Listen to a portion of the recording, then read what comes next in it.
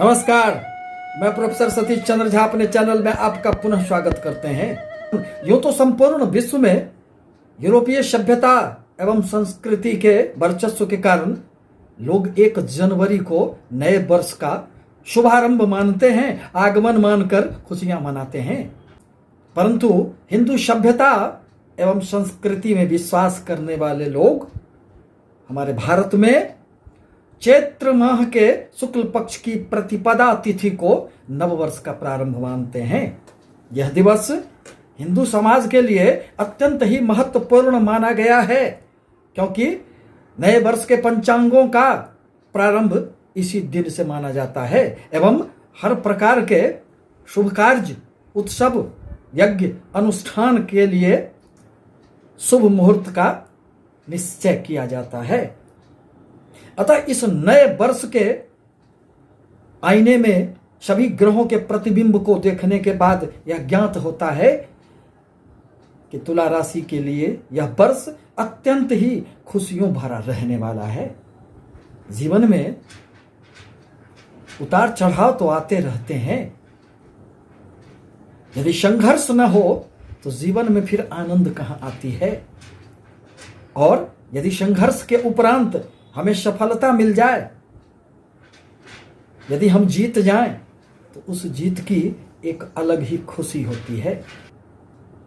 हर व्यक्ति संघर्ष करते करते उब जाता है, तो उसे भी यह आशा होती है कि कहीं कोई एक आशा की किरणें दिख जाए ताकि जीवन में कुछ परिवर्तन आ जाए। परंतु यह तो ग्रहों का प्रभाव होता है। आपकी कुंडली में ग्रहों की क्या स्थिति है, उसी के आधार पर गोचरीय प्रभाव भी असर करता है। आज मैं तुला राशि एवं तुला लग्न के संबंध में कुछ बातों को लेकर आपके समक्ष उपस्थित हुआ हूं। तुला लग्न के स्वामी तो तुला राशि के स्वामी शुक्र देव होते हैं, जो सुख के कारक ग्रह माने जाते हैं।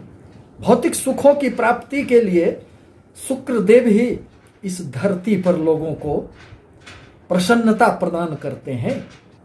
देवगुरु बृहस्पति 6 अप्रैल 2021 को मकर राशि अपने नीच की राशि को छोड़कर कुंभ राशि में प्रवेश कर चुके हैं। शनिदेव मकर राशि में ही इस पूरे वर्ष भर रहेंगे, परंतु कुछ दिनों के लिए वह वक्री अवस्था में रहेंगे। पुनः देवगुरु भी कुंभ राशि को छोड़कर सितंबर में फिर मकर राशि में आकर और 20 नवंबर 2021 को पुनः कुंभ राशि में प्रवेश कर जाएंगे। राहुदेव वृषभ राशि में संचरण कर रहे हैं, तो केतु वृश्चिक राशि में। तुला राशि वर्ष के प्रारंभ में शुक्रदेव आपके केंद्र स्थान सप्तम में विराजमान हैं और उनकी दृष्टि आपके राशि पर पड़ रही है। आपका कोई भी निर्णय इस वर्ष बेकार नहीं जाएगा। आपके आत्मविश्वास में वृद्धि होंगे, आपके प्रयासों को एक बल मिलेगा। साथ ही साथ इस पूरे वर्ष भर आपको सुख के संसाधनों की तलाश रहेगी और वह तलाश पूरी भी होगी।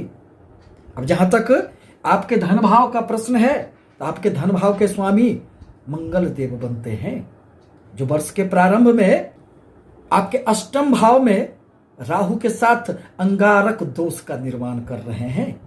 अतः कहा जा सकता है कि इस वर्ष आपको थोड़ी बहुत स्वास्थ्य संबंधित परेशानियां उत्पन्न होगी। धन का कभी कभी नुकसान भी देखा जा सकता है एवं आपकी वाणी में एक उग्रता रहेगी। अतः आवश्यक है कि अपने वाणी पर नियंत्रण रखें, अपने वाणी से लोगों के दिलों को जीतने का प्रयास करें, तो सफलताएं प्राप्त होगी।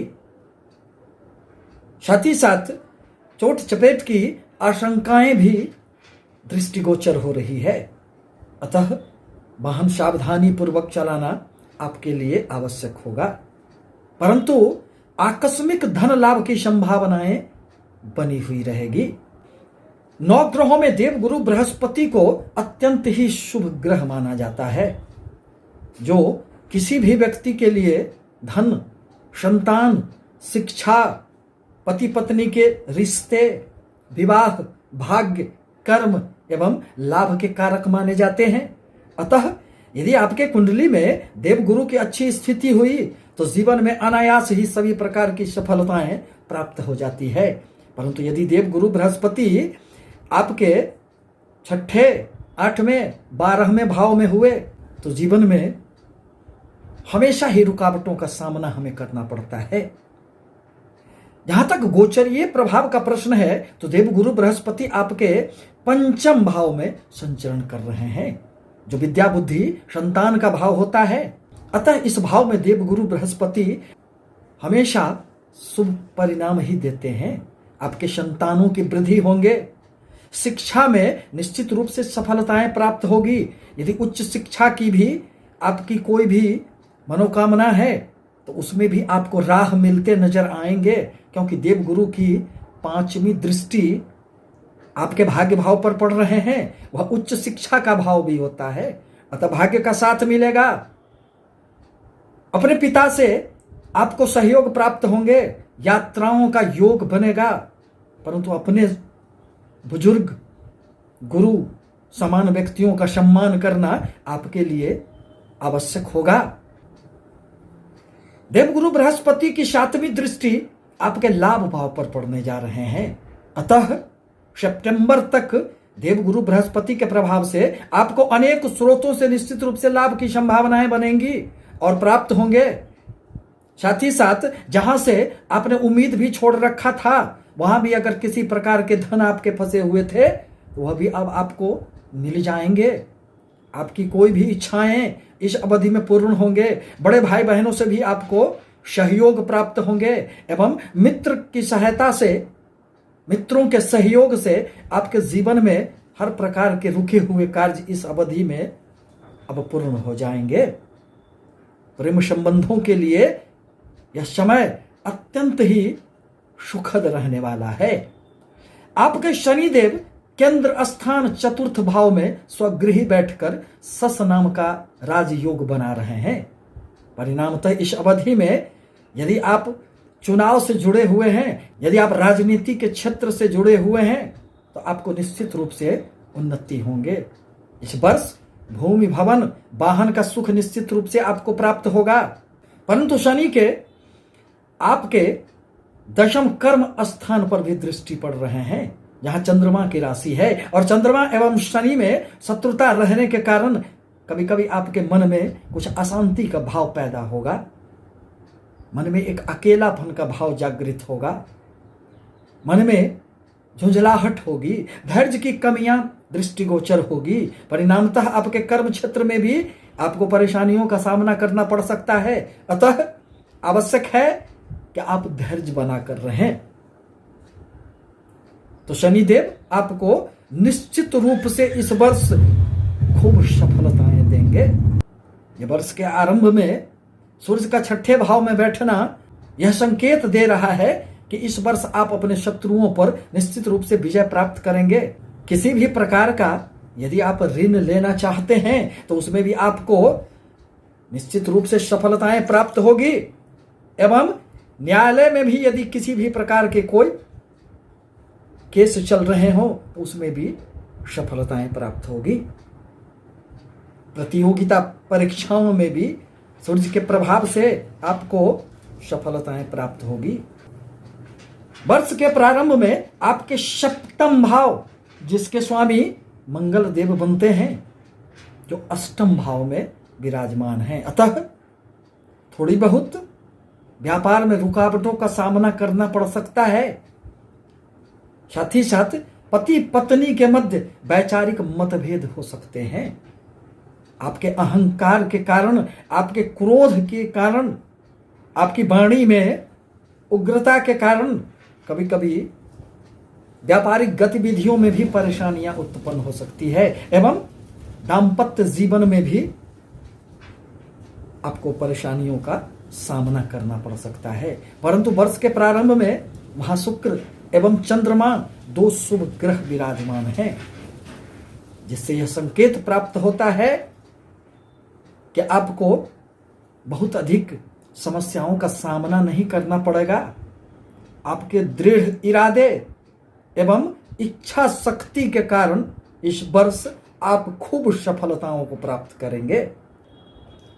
आपके अष्टम भाव में राहुदेव विराजमान हैं, जो पूरे वर्ष भर वहां रहकर आपको गुप्त विद्याओं, गुप्त ज्ञान के तरफ आकर्षित करते रहेंगे। ज्योतिष के क्षेत्रों में आपकी अभिरुचि बढ़ेगी। यदि आप रिसर्च करते हैं, अनुसंधान के क्षेत्र से जुड़े हुए हैं, पुलिस विभाग, सीबीआई वगैरह से आपके संबंध हैं, तो निश्चित रूप से इस अवधि में, इस पूरे वर्ष आपको सफलताएं प्राप्त होगी। परंतु राहु की सप्तम दृष्टि आपके द्वितीय कुटुंब भाव पर पड़ने जा रहे हैं, जिसके कारण कभी कभी कुटुंबों के साथ आपके मतभेद उभर सकते हैं। अतः उस पर भी आपको ध्यान देना आवश्यक होगा। आपके भाग्य भाव के स्वामी बुध देव बनते हैं, आपके बाहरी स्थानों पर अपनी 7वीं दृष्टि से देख रहे हैं। परिणामतः इस पूरे वर्ष बाहरी स्थानों से आपको लाभ होंगे। विदेशों से व्यापार की संभावनाएं बनेंगी एवं विदेशों से भी आपको लाभ प्राप्त होंगे। व्यय की तो अधिकता थोड़ी बहुत रह सकती है, खर्चे तो आपके इस वर्ष थोड़े बहुत रहेंगे, परंतु यदि योजनाबद्ध तरीके से आप कार्य करते रहें तो इस वर्ष आपको खूब सफलताएं प्राप्त होगी। अब यहां तक आपके कर्म क्षेत्र का प्रश्न है, तो कर्म क्षेत्र के स्वामी चंद्रमा बनते हैं। चंद्रमा 2.25 दिनों में ही एक राशि से दूसरे राशि में संचरण कर जाते हैं। अतः कर्म क्षेत्र में हमेशा ही आप परिवर्तनशीलता पसंद व्यक्ति होते हैं, किंतु जीवन में ठहराव अति आवश्यक होता है। और वर्ष के प्रारंभ में चंद्रमा आपके सप्तम केंद्र स्थान में शुक्र के साथ विराजमान है। अतः इस वर्ष कर्म क्षेत्र में भी आपको खूब उन्नति होंगे। आपके लाभ भाव के स्वामी सूर्य देव बनते हैं, जो 6ठे स्थान में विराजमान हैं। परिणामतः कोई भी क्रूर ग्रह 3रे, 6ठे एवं 11 भाव में यदि संचरण करते हैं तो खूब शुभ परिणाम ही प्राप्त होती है। इस वर्ष आपको अपने शत्रुओं से भी धन की प्राप्ति निश्चित रूप से होंगे। ऋण लेने की संभावनाएं बनेंगी और आप अपने व्यापार को विस्तार देने के लिए बैंकों से ऋण लेना पसंद करेंगे और उसमें भी आपको सफलताएं प्राप्त होगी। इस प्रकार कहा जा सकता है कि तुला राशि के व्यक्तियों के लिए यह जो नया वर्ष है वह अत्यंत ही सुखद परिणाम देने वाला है। आपसे निवेदन है कि हमारे चैनल को लाइक करें, सब्सक्राइब करें, ताकि मैं अपने विचारों से आपको अवगत कराता रहूं। धन्यवाद।